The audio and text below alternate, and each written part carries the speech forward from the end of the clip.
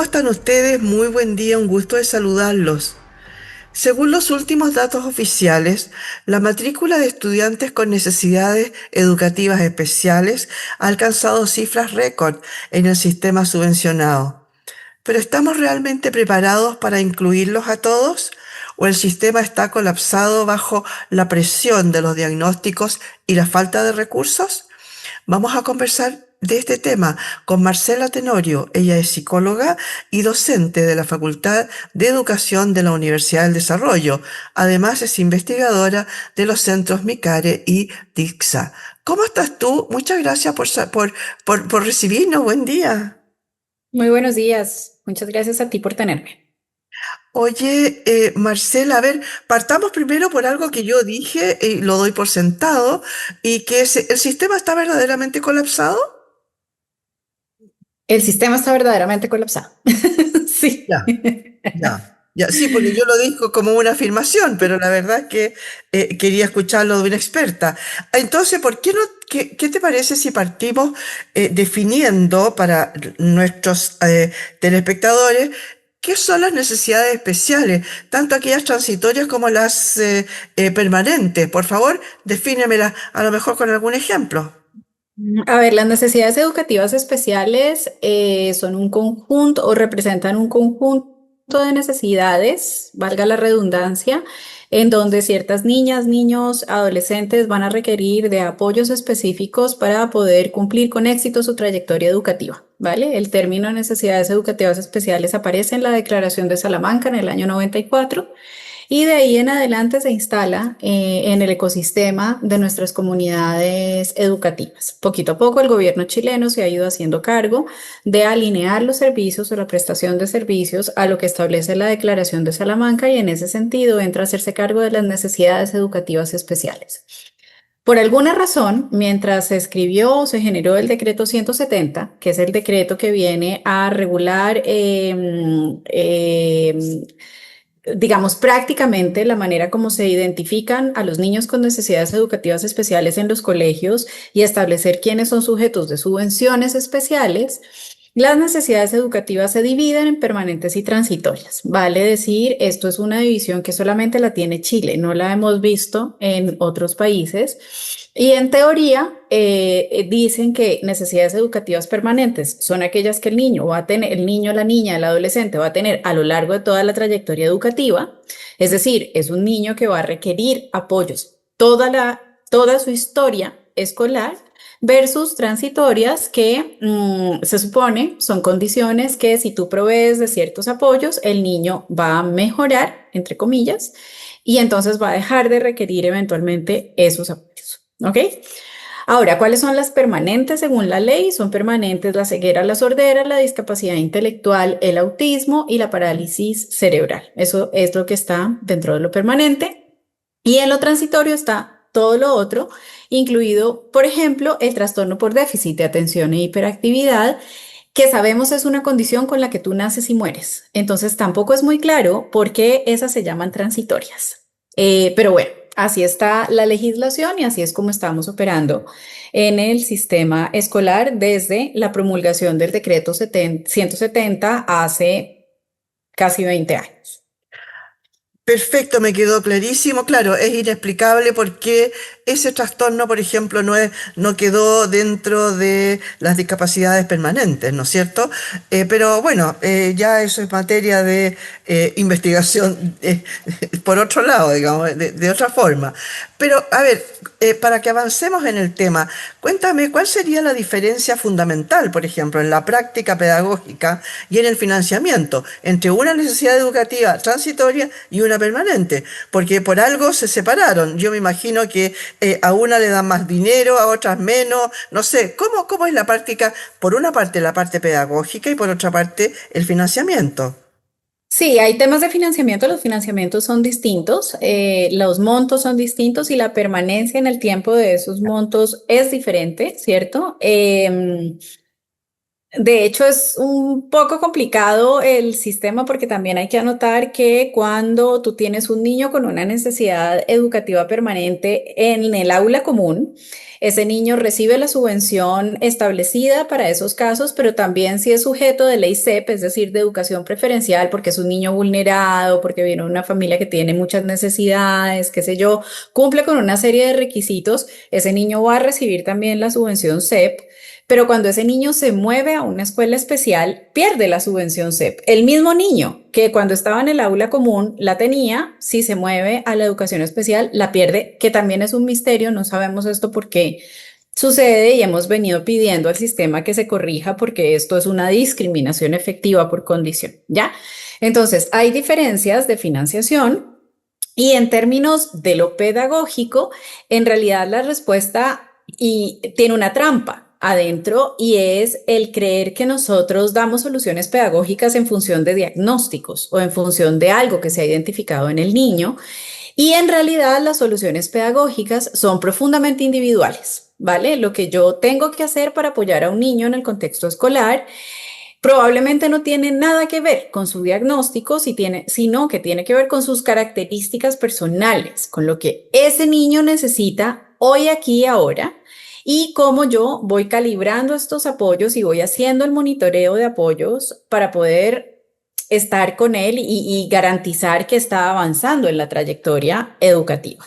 Ahora, sí que hay algunas diferencias en términos de cuántos profesionales puedes contratar, cuántas horas de ciertas atenciones le das al niño en el contexto escolar, cuánto lo puedes tener en aula de recursos versus cuánto lo puedes tener o cuánto se espera que esté el niño en el aula común, etcétera. Es decir, hay distintas prácticas que no son necesariamente pedagógicas, sino que suceden en el contexto de enseñanza-aprendizaje, que varían según el niño esté en los grupos de necesidad educativa permanente o en el grupo de necesidad educativa transitoria. Transitoria.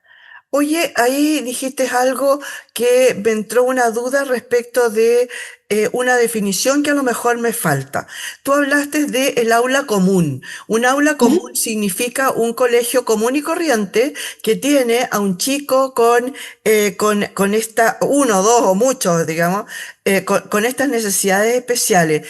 ¿Eso es el PIE? Porque hay algunos colegios que dicen de repente, nosotros no tenemos PIE o sí tenemos PIE. ¿Qué es el PIE? El aula común es el aula regular, es el aula común y corriente donde probablemente estudiaste tú, estudié yo, estudiaron muchas de las personas que nos están acompañando, Ya, ¿vale? Hay algunos colegios que tienen PIEs, que son programas de integración escolar, y cada colegio está dentro de sus derechos en el ámbito de sus libertades, decidir PIE para qué condiciones tiene, porque esto está totalmente medicalizado, ¿vale? El decreto ya. 170 gira en torno a diagnósticos médicos. Entonces el colegio dice, yo tengo PIE para discapacidad intelectual, yo tengo PIE para autismo, yo tengo PIE para TDAH, en fin, según lo que considera que es su especialidad, los profesionales que quiere contratar, el interés del sostenedor, lo que sea. Ahora, ¿qué pasa? Que por muchos años estas leyes excluyeron a los colegios que no tenían PIE y sobre todo a los colegios particulares pagados, porque los colegios particulares pagados operan en unas lógicas distintas. Desde el año antepasado tenemos una ley miscelánea de educación que obliga a todos los establecimientos educativos por igual, públicos, subvencionados y privados, a tener programas de apoyo, ¿vale? Tú le puedes llamar como quieras. Le puedes llamar programa de integración escolar, programa de apoyo escolar, programa de desarrollo escolar. Aquí te vas a encontrar una variedad infinita de nombres. ¿Qué es lo relevante? Lo relevante es que la legislación en este momento obliga a todo establecimiento educativo a atender a todos los niños que tengan su comunidad, ¿vale? Todos los niños que Ya. lleguen a su comunidad, el colegio los tiene que atender y los tiene que atender en su totalidad. Y una cosa también súper importante es que probablemente has escuchado hablar de los tutores sombra, que se volvieron muy comunes al interior de los colegios particulares pagados como una solución para esto. Y desde el próximo año ya no podemos tener tutores sombra al interior de los establecimientos educativos porque se considera que es inconstitucional. Es una violación a los derechos de la niña, el niño o el adolescente porque estás negando el derecho a crecer desde su autonomía progresiva. Perfecto. Oye, y en ese sentido de la obligación, hablemos de que todos los colegios, todos debieran tener, puede que no tengan pie, pero que lo llamen de otra forma, ¿no? Pero con obligación. ¿Quién decide o cómo se controla? ¿Cuáles son los que están siendo, cuáles trastornos, no sé cómo llamarle, o deficiencias o necesidades especiales tienen, porque a lo mejor todos los colegios podrían decidir por uno y dejar a un montón de niños fuera? ¿Cómo se controla eso? Em, no se controla mucho. A ver, la identificación de las condiciones, Ujú. cuando tú recibes subvención del Estado, la tienes que hacer como sostenedor. Puede que el sostenedor sea la Claro. municipalidad, si es un colegio municipal o un SLEP, si todavía no han pasado, Ujú, si ya hicieron el paso de municipalidad al Servicio Local de Educación Pública. ujú. O si eres un particular subvencionado, tú como sostenedor estás en la obligación de tener a los equipos profesionales que van a hacer las identificaciones de las condiciones. ¿De cuáles condiciones? Las que están listadas en el decreto Sí. 170. ¿Vale? Por fuera de lo que está listado en el decreto 170, ningún colegio tiene la obligación de prestar atención en principio, aunque por supuesto que ya vamos teniendo situaciones que se salen de lo que está estipulado en el decreto Ujú. 170. Todas las niñas y niños de Chile tienen derecho a la educación, entonces los colegios no pueden negarlo y eso hace que ya tengamos algunos casos que han subido hasta la Corte Suprema y hay jurisprudencia sobre esto. Entonces ya sabemos que sea lo que sea que tú dices atender, si te llega un caso que no está listado en el decreto 170, tienes que prestar atención. Claro, Eh, Ahora, que si yo como colegio y tengo, no sé, 10 colegios de la comuna, 5 quieren atender autismo y solo uno quiere atender discapacidad intelectual, no hay nada que yo pueda hacer no, al respecto, ¿vale? Porque eso hace parte de las libertades de cada centro educativo. Esto para los casos en donde tenemos financiamientos con dineros públicos, claro. financiamientos de arca fiscal. Ujú. Para los colegios particulares pagados, el niño que te llega, el niño que entra a tu comunidad, es un niño que tú tienes que atender, ¿vale? Y ese niño puede ser, te voy a poner ejemplos de la vida real, un chiquito que es celíaco, por ejemplo, y que puede morir si consume trazas Claro, de TAC. Tú te tienes que hacer cargo de que ese niño esté en tu claro. colegio y de mantenerlo vivo, sobre todo, ¿no? Perfecto. Tienes que recibir a un niño con una diabetes tipo 1, con una bomba de insulina. Tienes que poder atenderlo. Lo único con lo que podríamos llegar a pedir, lo que se conocen como asistentes personales, son niños que están, por ejemplo, sondeados, niños que requieren sondas de Claro. alimentación, que ya requieren un conocimiento de enfermería que no le vamos a poder pedir a las Claro. profesoras y en esos casos pueden ingresar los asistentes personales al sistema educativo, ¿ya? Ya. Pero esto en realidad no tiene más monitoreos y tampoco la manera como cada sostenedor realiza las identificaciones, donde sabemos que hay un sistema que es perverso de financiación, Claro. porque entre más chiquitos tú identifiques con condiciones, sobre todo permanentes, más dinero vas a recibir como sostenedor. Entonces te conviene mucho hacer identificaciones. Perfecto. Oye, volvamos al inicio del programa, donde yo dije que este sistema, y tú me lo corroboraste, estaba colapsándose porque hay muchísimos hoy día. El informe dice que hay muchísimas necesidades permanentes que se duplicaron en la última década. ¿A qué atribuyen este aumento tan drástico en los diagnósticos de los estudiantes? Porque ahí existe una fuerte discusión sobre si el incremento se debe a una detección oportuna o a un fenómeno de sobrediagnóstico.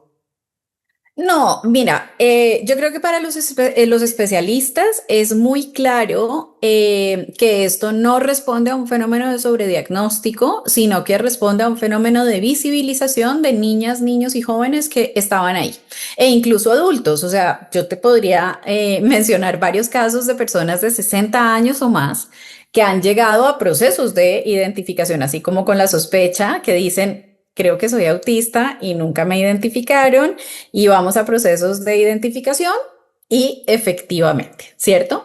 ¿Por qué? Porque las personas que tienen necesidades educativas permanentes, ¿cierto? Vamos a usar ese nombre, pueden requerir apoyos leves. Y cuando una persona requiere apoyos leves, lo que nosotros hemos documentado es que van a volar bajo el radar. Es decir, el radar de detección no se va a dar cuenta que estamos con una persona, por ejemplo, que tiene una discapacidad intelectual que requiere apoyos leves y va a ir pasando y va a ir pasando y va a ir pasando los años escolares y nunca nadie se dio cuenta de que tal vez con apoyos el rendimiento iba a ser mejor, la participación social iba a mejorar, en fin. Lo mismo pasa con el autismo. Que también hay algunas situaciones en donde la persona requiere apoyos leves y entonces vuela bajo el radar.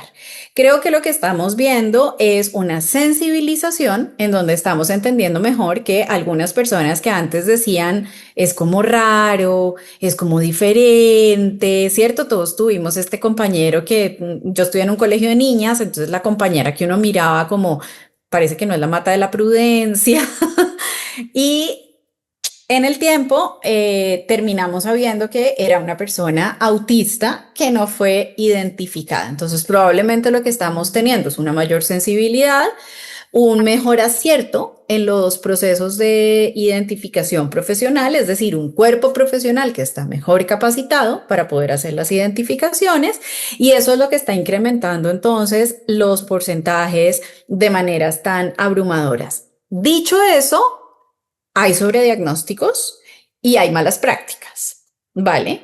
Entonces también hay que tener mucho cuidado, hacer un llamado a las familias para que sean súper cuidadosas al momento de buscar identificaciones. La identificación de autismo no se hace con una prueba, no es que yo fui y me aplicaron el A22 y me dio positivo y soy autista. No, los procesos de identificación en neurodesarrollo deben hacerse en evaluaciones que son largas. Nos vemos 3 o 4 veces, son varias sesiones, tomamos información de lo que se conoce como multifuente, del colegio, de los padres, del extraprogramático, de la abuelita, de la cuidadora que tal vez puede estar involucrada, ¿te das cuenta? Y es desde la multifuente y con muchos instrumentos que logramos llegar a la identificación. Entonces, no siempre se cumplen Ya. los procesos de identificación bajo este que es el estándar internacional. Oye, y en ese mismo sentido de lo que tú estás diciendo, cuéntame cómo hace, por ejemplo, para una familia, para identificar y poder entonces pedir todos estos, no sé si llamarle beneficios, pero pedir al colegio un algo especial, etcétera. Eh, ¿Cómo se hace? ¿A través de psicólogos, a través de profesores especialistas? Una vez que ya el niño está en el colegio los manda.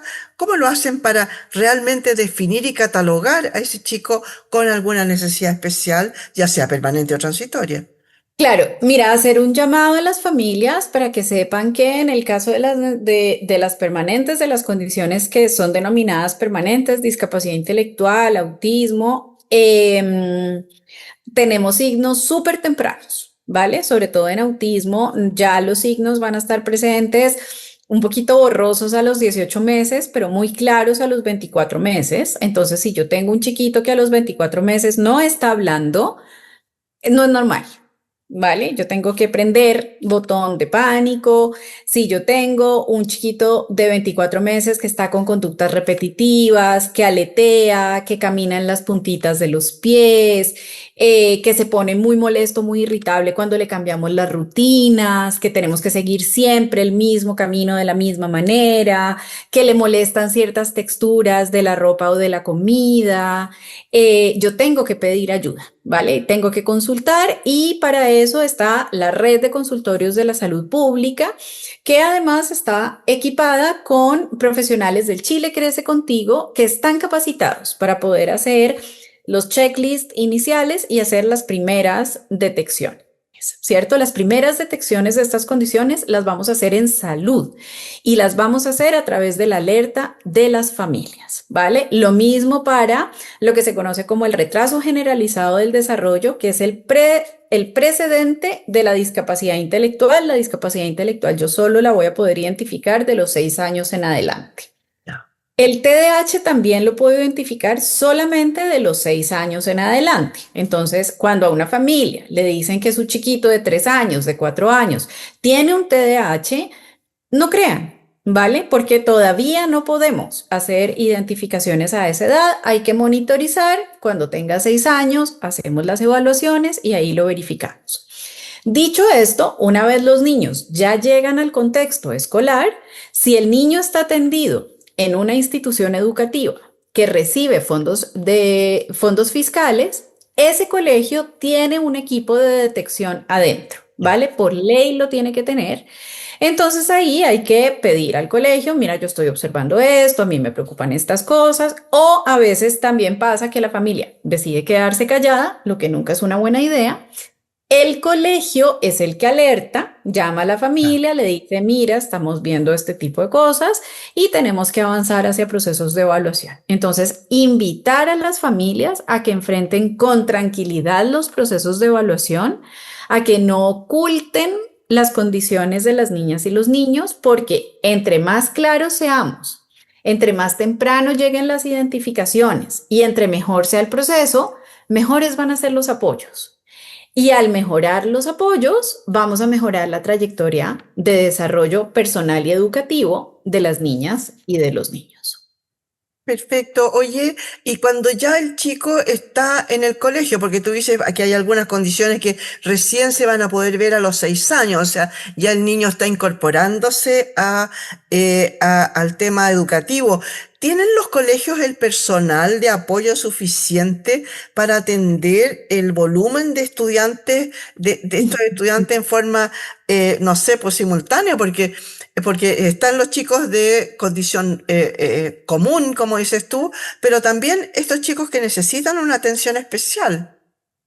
No, estamos con los sistemas escolares muy estresados. Esa es la verdad. Tenemos un sistema que está colapsado, colapsando no solamente por la presencia de condiciones clínicas, sino también porque tienes que pensar que el sistema está súper sobrecargado con la tasa de migración que tenemos, que ha sido muy importante y que por supuesto tenemos que ofrecer educación a estas niñas y estos niños que han ido llegando al país.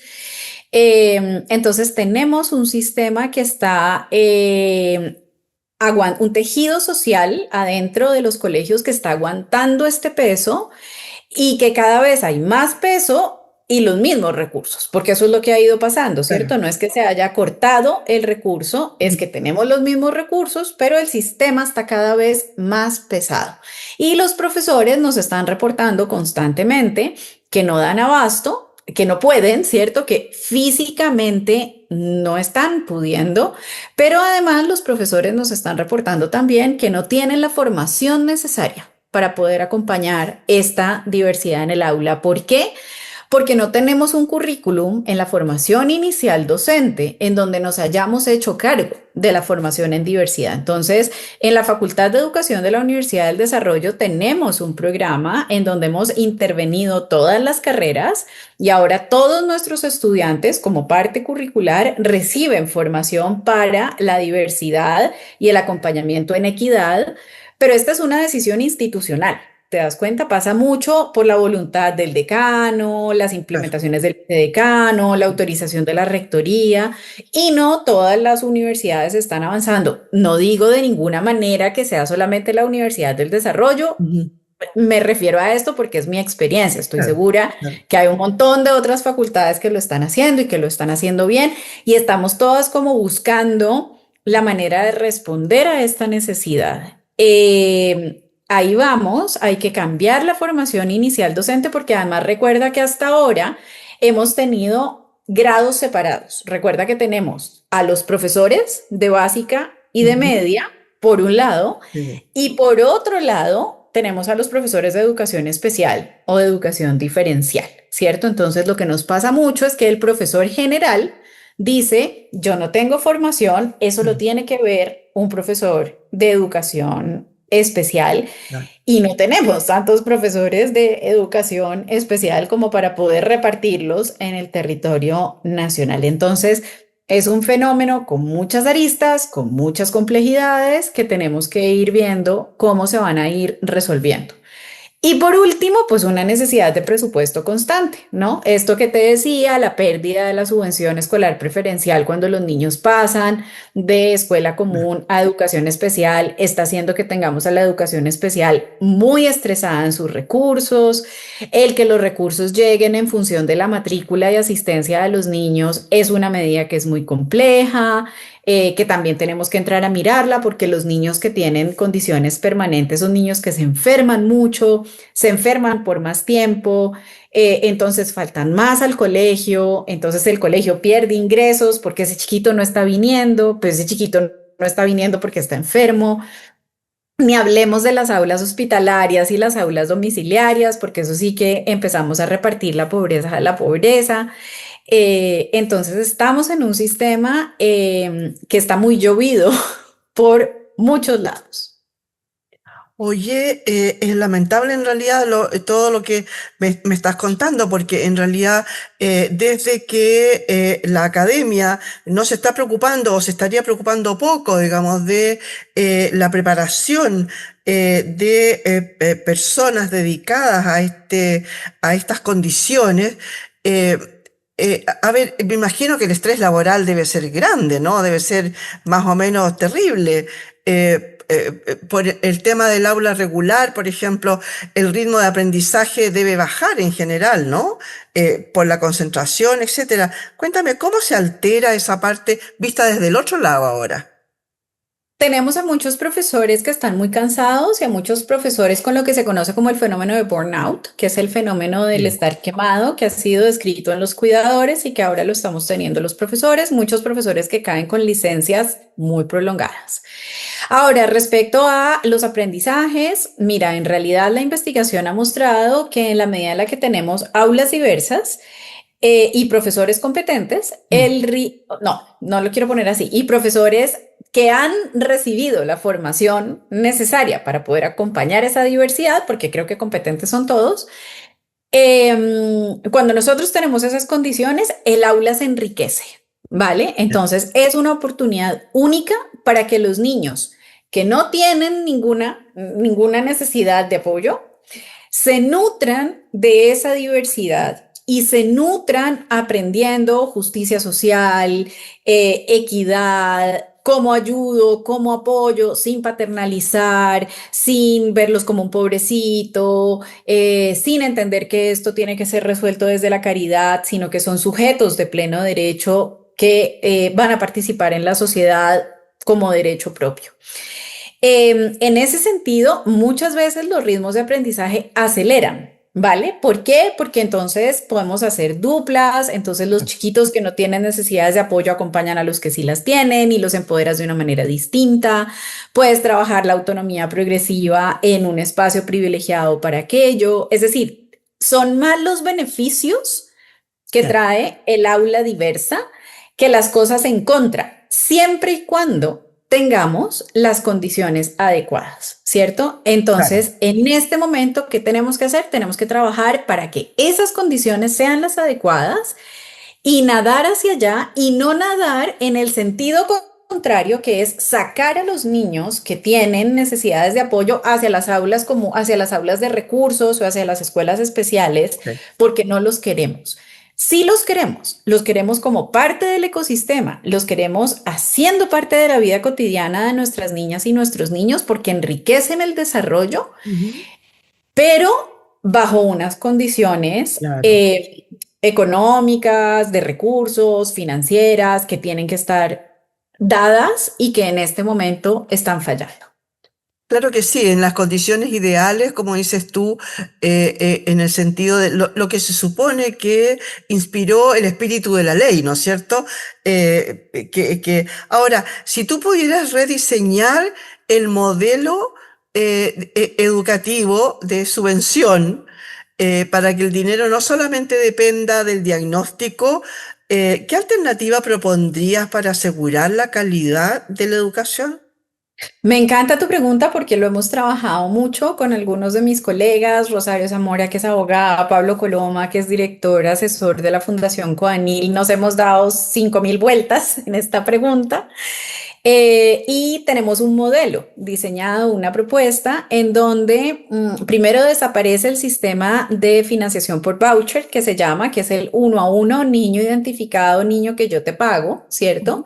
Y entramos a tener unas subvenciones basales, como no importa cuántos niños tengas, si vienen o no vienen, esta es tu subvención que te permite además pagar tus costos base, porque es que venga o no venga Juanito, tú le tienes que pagar al guardia, a la señora que te ayuda con la limpieza, a la persona del jardín, a tus profesoras, tú tienes una nómina que tienes que pagar.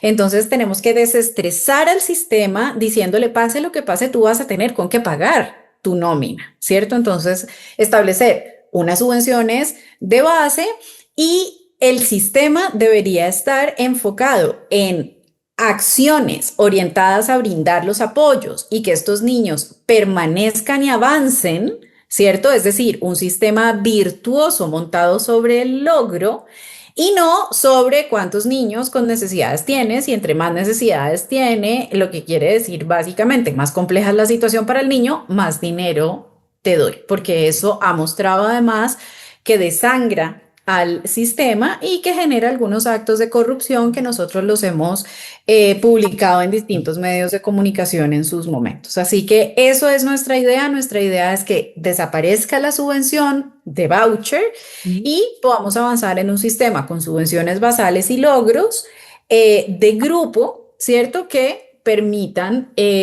además la garantía de estas preocupaciones permanentes que tienen los colegios respecto a sus nóminas y sus permanencias en el sistema. Sí, claro. Oye, y eso que hemos hablado en un escenario ideal, ¿no es cierto? Por ejemplo, en colegios o en las situaciones de las grandes ciudades de la región metropolitana, etcétera. No nos hemos metido, por ejemplo, en la realidad de lo que significa en las aulas rurales, ¿no? Aquellos donde hay un único profesor para todo, en el que en general no solamente llegan chicos a un aula común, sino que muchos de ellos son con necesidades especiales permanentes, ¿no? Así que Sí. bueno, muchas gracias, Marcela, por haber estado hoy día con nosotros. No, gracias a ti, que estés muy bien. Bueno, conversamos hoy día con Marcela Tenorio. Ella es psicóloga y docente de la Facultad de Educación de la Universidad del Desarrollo. Ya sabemos, ya nos dimos cuenta que demuestran las cifras que la diversidad dentro del aula es una realidad innegable. La inclusión no puede quedarse solo en un decreto o en un bono económico. El desafío no es solo diagnosticar a tiempo, sino garantizar que ese diagnóstico abra puertas y no solo carpetas burocráticas. Muchas gracias por haber estado hoy día en este punto de encuentro.